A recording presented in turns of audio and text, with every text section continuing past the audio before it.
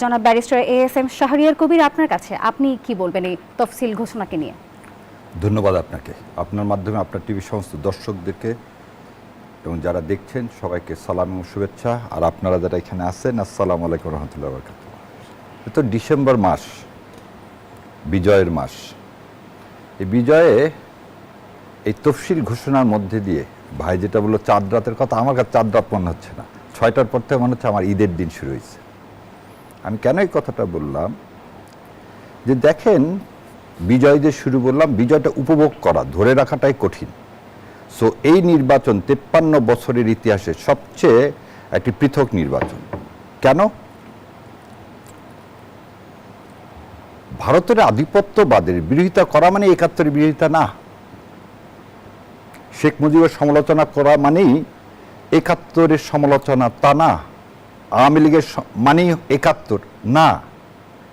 পাকিস্তানকে বা ভারতের বিরোধিতা করা মানেই পাকিস্তানকে সমর্থন করা তা না।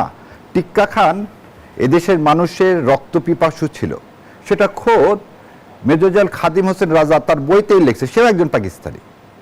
আমাদের মাননীয় চিফ জাস্টিস বি.এ. সিদ্দিকী, তখন চিফ জাস্টিস ছিলেন হাইকোর্টের, তিনি টিক্কা খানকে শপথ পড়ান।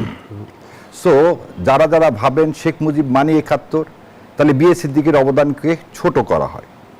মুক্তিযুদ্ধ আমার অহংকার।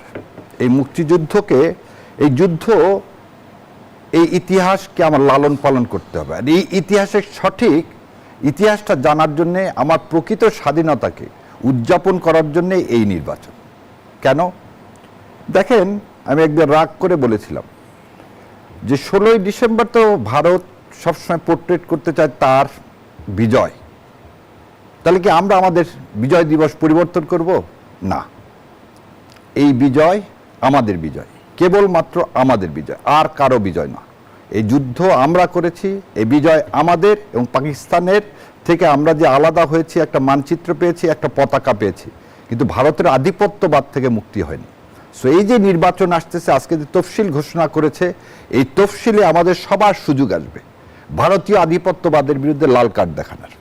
এবং আমি সবাইকে বলবো, যেমন ঈদের দিন সবাই তো কোনো না কোনো কিছু শুভেচ্ছা দেয়, আমি বলবো যে অরক্ষিত এই স্বাধীনতা এবং পরাধীনতা, মেজর এম এ জলিল, এই বইটা পড়েন। বিশেষ করে আওয়ামী লীগ যারা সমর্থন করেন তারা, এবং আপামর জনসাধারণের কাছে আমার অনুরোধ, ঈদের দিনের এই গিফট হিসাবে এই বইটা পড়ে আপনি ভোট দিতে যেন। কেন এই কথাটা বললাম? যে এই তফসিলকে ধরে রাখতে হবে। এই গণভোট, এই নির্বাচন কিন্তু দুইটা, একটা হচ্ছে গণভোটের নির্বাচন, একটা পার্লামেন্টের নির্বাচন।